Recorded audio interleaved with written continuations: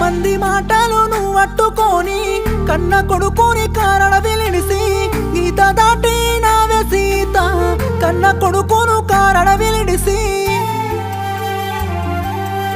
అయ్యో నాదా